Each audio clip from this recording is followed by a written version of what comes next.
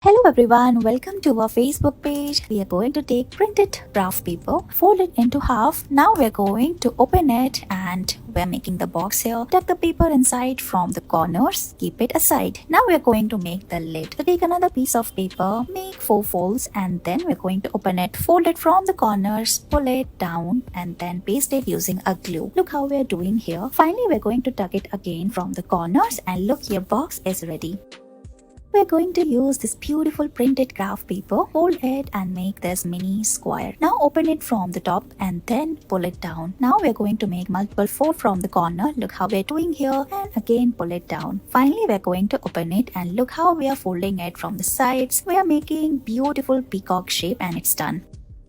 Look at this beautiful and fun fortune teller craft. As you can see, we're going to fold this yellow color of paper from the diagonals. Fold it again and look, it is ready.